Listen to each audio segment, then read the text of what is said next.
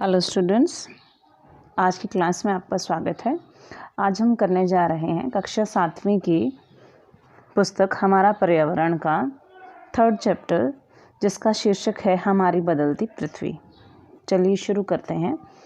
इस चैप्टर में हम पृथ्वी में कैसे कैसे बदलाव होते हैं, कौन सी भौगोलिक प्रक्रियाएं होती हैं उसके अंदर, उन सब के बारे में हम जानकारी इकट्ठा करेंगे। चलिए शुरू करते हैं। स्थल मंडल अनेक प्लेटों में विभाजित है, जिन्हें स्थल मंडलीय प्लेट कहते हैं। स्थल मंडल मतलब लिथोस्फीयर। जो स्थल मंडल है वो अलग अलग प्लेटों से मिलकर बना है। मैंने आपको पहले भी बताया है कि जो हमारी ज़मीन है, जो हमें दिखती है, वो बिल्कुल एक ही हिस्सा नहीं है। उसके अंदर जो है नीचे छोटी छोटी प्लेट्स के टुकड़े हैं जो आपस में मिलकर इस पूरे लिथोस्फीयर को बनाते हैं। जो ये प्लेट्स हैं ये हमेशा क्या करती हैं और नीचे धीमी गति से गति करती रहती हैं, चारों तरफ घूमती रहती हैं और प्रत्येक वर्ष केवल कुछ मिलीमीटर के लगभग जो ये गति करती हैं। पृथ्वी के अंदर पिघले हुए मैग्मा में होने वाली गति के कारण ऐसा होता है। और जैसे कि आपको पता है कि पृथ्वी जो है अंदर से जो मेंटल है, जो उसका कोर है, वहाँ पर क्या है, मैग्मा भरा हुआ है, जो तरल पदार्थ में है, जो लिक्विड में है। अब क्योंकि एक चीज़ नीचे लिक्विड है और ऊपर जो है वो ठोस हिस्सा है, तो वो अपने आप ही ऊपर कहीं ना कहीं गति करेगा। क्योंकि नीचे पृथ्वी ठोस नहीं है, इसीलिए ये प्लेट्स गति करती हैं, घूमती रहती हैं थोड़ा थोड़ा। लेकिन क्योंकि ये बहुत भारी प्लेट्स होती हैं तो इनमें ज़्यादा गति नहीं होती, ये गति बहुत धीमी होती है। एक साल में ये कुछ मिलीमीटर ही खिसकती हैं। और पृथ्वी के अंदर जो ये मैग्मा है पिघला हुआ, ये भी एक वृत्तीय रूप में घूमता रहता है। एक क्रियाकलाप दिया गया है आपको इस तरफ, आप इसको पढ़कर जानकारी इकट्ठा कर सकते हैं कि किस तरह से घूमता है। प्लेट की इस गति के कारण पृथ्वी की सतह पर परिवर्तन होता है। और क्योंकि जब प्लेट्स जो हैं वो गतियां कर रही हैं, आपस में वो घूम रही हैं, तो इससे पृथ्वी की सतह में भी कुछ परिवर्तन होता है। पृथ्वी की गति को उन बलों के आधार पर विभाजित किया गया है जिनके कारण ये गतियाँ उत्पन्न होती हैं। जो बल पृथ्वी के आंतरिक भाग में घटित होते हैं उन्हें कहते हैं अंतर्जनित बल, इंग्लिश में एंडोजेनिक फोर्स। और जो बल पृथ्वी की सतह पर उत्पन्न होते हैं, बाहर उत्पन्न होते हैं, उन्हें कहते हैं बहिर्जनिक बल, इंग्लिश में एक्सोजेनिक फोर्स। अंतर्जनित बल कभी आकस्मिक गति उत्पन्न करते हैं तो कभी धीमी गति। भूकंप एवं ज्वालामुखी जैसी आकस्मिक गति के कारण पृथ्वी की सतह पर अत्यधिक हानि होती है। तो पृथ्वी पर दो तरह के फोर्स काम करते हैं, एक एंडोजेनिक फोर्स और दूसरे एक्सोजेनिक। जो एंडोजेनिक फोर्स होते हैं उससे पृथ्वी पर क्या क्या होते हैं वो इस चित्र से हम समझेंगे। पृथ्वी की गतियां हैं, दो तरह की हैं, एक अंतर्जनित बल, एक बाहर जनित, एक एंडोजेनिक, एक एक्सोजेनिक। आकस्मिक बल से क्या होता है, भूकंप आते हैं, ज्वालामुखी होता है, भूस्खलन होता है, भूमि खिसक जाती है अपनी जगह से और इससे फिर पर्वत वगैरह बनते हैं। जब ये पटल विरूपण बल लगता है इसके ऊपर, जब प्लेट्स जो हैं एक दूसरे के ऊपर इकट्ठा होना शुरू होती हैं, इससे पर्वत बनते हैं। बहिर्जनित बल के स्वरूप क्या होता है, अपरदन और निक्षेपण होता है, घिसाव होता है ज़मीन पर, वो घिसती हैं चीज़ें, नदी बहती है, पवन चलती है, समुद्री तरंग होती हैं और हिम की नदियाँ बनती हैं। चलिए आगे चलते हैं। अब हम यहाँ पर भूकंप के बारे में पढ़ेंगे कि भूकंप क्या होता है, कैसे ये उत्पन्न होता है।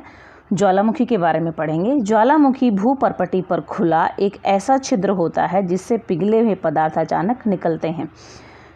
मैं आपको बताना चाहूँगी कि ज्वालामुखी निकलते क्यों हैं। क्योंकि आपको पता है कि पृथ्वी के अंदर क्या है, ये लाल रंग का इस तरह से का लावा भरा हुआ है जो बहुत ज़्यादा गर्म होता है।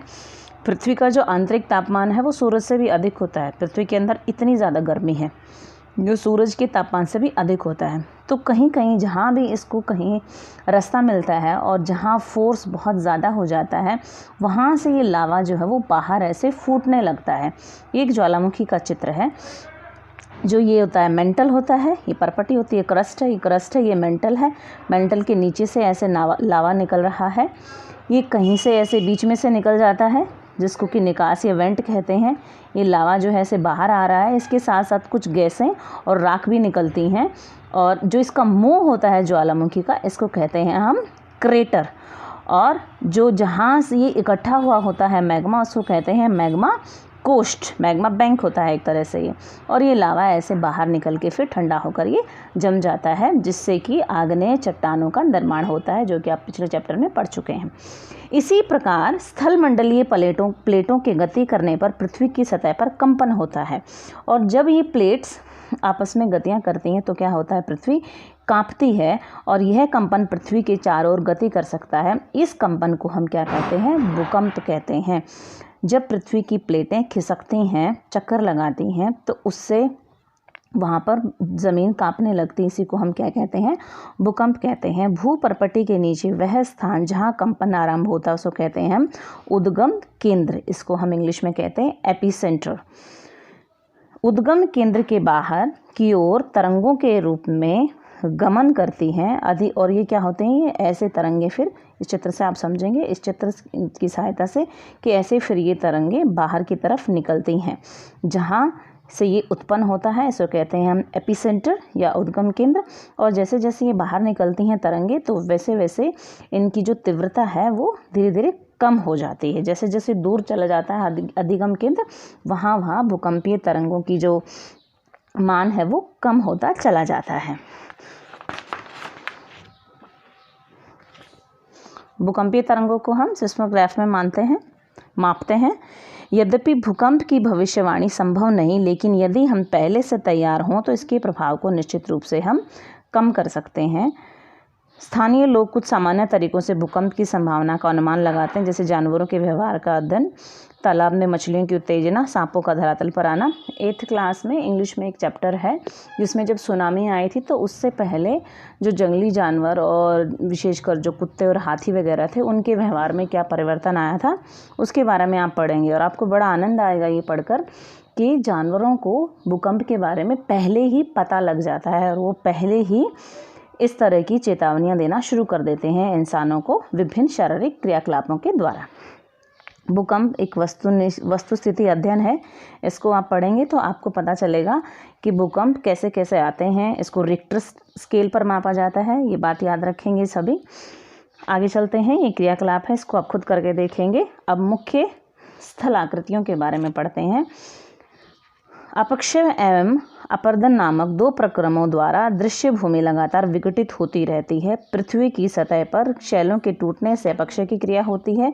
जब शैलें टूटती हैं उसको कहते हैं अपक्षय, और भूदृश्य पर जल, पवन एवं हिम जैसे विभिन्न घटकों के द्वारा होने वाले क्षय को अपर्दन कहते हैं। बारिश आती है, बर्फ गिरती है, हवा चलती है, उससे जो घिसाव होता है उसी को हम क्या कहते हैं, अपर्दन कहते हैं। वायु, जल आदि अपरदित पदार्थ को एक स्थान से दूसरे स्थान पर ले जाते हैं, और पानी और हवा जो है इन अपरदित पदार्थों को एक स्थान से दूसरे स्थान पर पटक देते हैं, और फलस्वरूप वो एक स्थान पर निक्षेपित करते हैं। निक्षेपित मतलब इकट्ठा कर देते हैं। अपर्दन एवं निक्षेपण के ये प्रक्रम पृथ्वी के धरातल पर विभिन्न स्थलाकृतियों का निर्माण करते हैं, और इससे अलग अलग तरह की स्थलाकृतियाँ बन जाती हैं। कहीं पहाड़ बन जाता है, कहीं घाटी बन जाती हैं, कहीं गड्ढे हो जाते हैं, कहीं रेत इकट्ठा हो जाता है। ये सब स्थलाकृतियाँ इन्हीं दो प्रक्रमों के द्वारा बनती हैं, एक अपक्षय और दूसरा अपरदन। आगे हम पढ़ेंगे नदी के कार्य के बारे में। नदी के जल से दृश्य भूमि का अपरदन होता है। जब नदी किसी खड़े ढाल वाले स्थान से अत्यधिक कठोर शैल या खड़े ढाल वाली मिट्टी में गिरती है तो यह जब मैदानी क्षेत्रों में प्रवेश करती है तो ये मोड़दार मार्ग पर बहने लगती है। ये बताया गया यहाँ से कि नदी कैसे बहती। जब ऊपर से नीचे एकदम से गिरती है ये तो क्या करती है कि चट्टानों को काटती है बार बार ऐसे गिरने से, और जब ये मैदानी क्षेत्रों में प्रवेश करती है तो ऐसे ये मोड़ खाती है, जिसको हम कहते हैं विसर्ग। ये विसर्ग मार्ग होता है नदी का। इसके बाद विसर्पों के किनारों पर लगातार अपरदन एवं निक्षेपण शुरू हो जाता है, और जो ये किनारा बना है ये नदी का, यहाँ लगातार अपरदन और निक्षेपण होता रहता है। जहाँ गहराई होगी वहाँ पर नदी इकट्ठा कर देगी कुछ, और जहाँ पर ज़्यादा चीज़ें इकट्ठी होगी उनको बहा के आगे ले जाएगी। तो ये सब प्रक्रियाएँ चलती रहती हैं। विसर्प लूप के सिरे निकट आते जाते हैं। समय के साथ विसर्प लूप नदी से कट जाते हैं और एक अलग झील बनाते हैं। जैसे ये इधर ये झील बनी हुई है, धीरे धीरे ये जो है ना इसका रास्ता बदल जाता है, तो ये लूप एक तरह से इकट्ठी एक जगह कट के रह गई है, तो इससे क्या बन गई, एक झील बन गई है। कभी कभी नदी अपने तटों से बाहर बहने लगती है, फलस्वरूप निकटवर्ती क्षेत्रों में बाढ़ आ जाती है। बाढ़ के कारण नदी के तटों के निकटवर्ती क्षेत्रों में महीन मिट्टी, महीन मतलब बारीक, एवं अन्य पदार्थों का निक्षेपण करती है। निक्षेपण मतलब इकट्ठा करना। ऐसी मिट्टी एवं पदार्थों को अवसाद कहते हैं। अवसाद मतलब सेडिमेंट्री। इससे समतल उपजाऊ बाढ़कृत मैदान का निर्माण होता है। और जो इससे जो उपजाऊ ज़मीन इकट्ठी हो जाती है, मिट्टी एक जगह इकट्ठी हो जाती है, उससे क्या बन जाता है, एक मैदान बन जाता है जो बहुत ही उपजाऊ होता है और वो समतल भी होता है, ऊंचा नीचा नहीं होता है। नदी के उत्तरी तटों को तटबंध कहते हैं। समुद्र तक पहुँचते पहुँचते नदी का प्रवाह भी धीमा हो जाता है और नदी अनेक धाराओं में विभाजित हो जाती है। ये यहाँ पर दिखाया गया है, एक डेल्टा का चित्र है। ये नदी है। ये नदी जब समुद्र में गिरने लगी है तो ये ऐसे इसके बहुत सारे ऐसे हिस्सों में टूट जाती है। इसको माउथ ऑफ अ रिवर बोलते हैं। और जहाँ पर ये फिर यहाँ पर ये बहुत सारी मिट्टी जो है इकट्ठा कर देती है, इसी को हम कहते हैं डेल्टा। इसको डेल्टा कहते हैं इस क्षेत्र को। इनको वितरिक कहा जाता है, वितरिका कहा जाता है। यहाँ नदी इतनी धीमी हो जाती है, इनको वितरिका कहते हैं, जो ये नदी टूट गई है। और यह अपने साथ लाए मलबे का निक्षेपण, निक्षेपण मतलब इकट्ठा करने लगती है। प्रत्येक वितरिका अपने मुहाने का निर्माण करती है। ये मुहाना बन गया है आगे की तरफ। इस सभी मुहानों के अवसादों के संग्रह से डेल्टा का निर्माण होता है। और जब ये सब मिट्टी सब कुछ यहाँ पर इकट्ठा हो गया है तो ये क्या बन गया है, एक डेल्टा बन गया है। समुद्री तरंग के कार्य पढ़ेंगे अब हम। समुद्री तरंग के अपरदन एवं निक्षेपण तटीय स्थलाकृतियाँ बनाते हैं। तट पर क्या बन जाते हैं, अलग अलग स्थल आकृतियाँ बन जाती हैं। इस चित्र से आप समझेंगे यहाँ पर जब देखेंगे। समुद्री तरंगे लगातार शैलों से टकराती रहती हैं, जिससे दरार विकसित होती हैं। जब बार बार चट्टानों से समुद्र की जो धारा है वो टकराती है, उससे उनमें दरारें आ जाती हैं और समय के साथ साथ ये दरारें जो हैं ये बड़ी और चौड़ी होती जाती हैं। इनको हम कहते हैं समुद्री गुफा। ये यहाँ पर एक समुद्री गुफा बनी हुई है। और इन गुफाओं के बड़े होते जाने पर इसमें केवल छत ही बचती है। बाद में धीरे धीरे क्या होता है कि केवल छत ही बच जाती है। नीचे इसने बिल्कुल ही नीचे से खाली कर दिया है, तो इसको हम कहते हैं तटीय मेहराब। लगातार अपरदन छत को भी, और फिर धीरे धीरे क्या होता है कि छत भी टूट जाती है। जब ये छत भी टूट जाती है फिर ये छोटा सा पत्थर रह गया तो इसको हम कहते हैं स्टैक। समुद्री और ये दीवार जैसी एक प्रकृति बचती है। समुद्री जल के ऊपर लगातार ऊर्ध्वाधार उठे हुए, ऊर्ध्वाधार मतलब ऊपर की तरफ, ऊंचे शैलीय तटों को समुद्र भृगु कहते हैं। समुद्री तरंगे किनारों पर अवसाद जमा कर समुद्री पुलिन का निर्माण करती हैं। अब हम आगे पढ़ेंगे हिमनद के कार्य। हिमनद अथवा हिमानी, ये हिमानी का एक चित्र है। हिमनद मतलब, हिम मतलब बर्फ, बर्फ की नदी।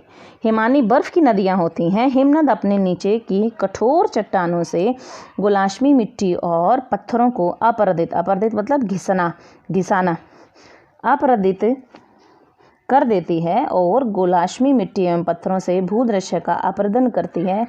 हिमनद गहरे गर्तों मतलब गड्ढों का निर्माण करते हैं। पर्वतीय क्षेत्र में बर्फ पिघलने से उन गर्तों में जल भर जाता है।